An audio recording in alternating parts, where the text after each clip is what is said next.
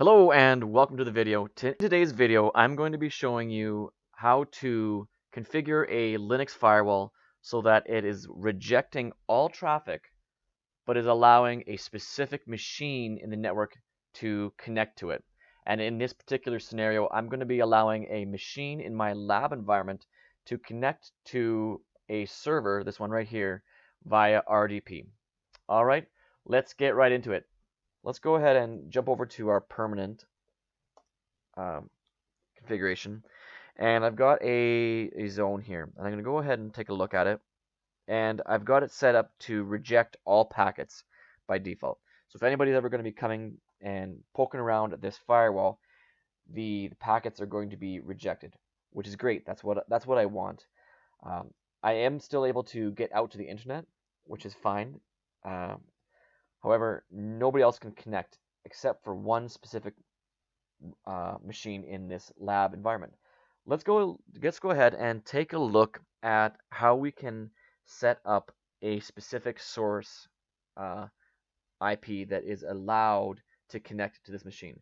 I did this by going over to my rich rules, and let's go ahead and open this up and we'll talk about it.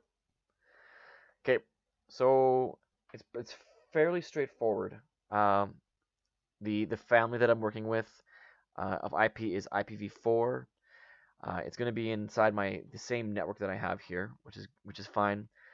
I've included an element, so I could choose from a variety of elements, so ports, protocol, a source port, but I've chosen to choose a service, and in this case, I'm choosing RDP.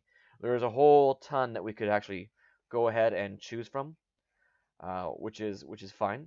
But for my purposes, RDP is what I would like. We move on to the next part of this rich rule, which is action. And what are we going to do? So by default, my zone that I'm working in is already set to reject everything. Okay, but I want to, remember, allow a machine to connect to this machine. So this rule is going to say accept. Okay, and that's great. We don't need anything else in there. The next part of the rule is source. So this is saying, who is it that is allowed to connect to this machine?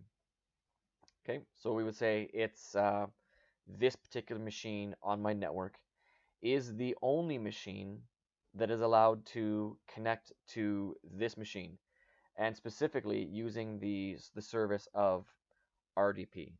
So we cancel. Once you make your rules, always remember to make sure you've set it in permanent, and then always go ahead and reload the firewall.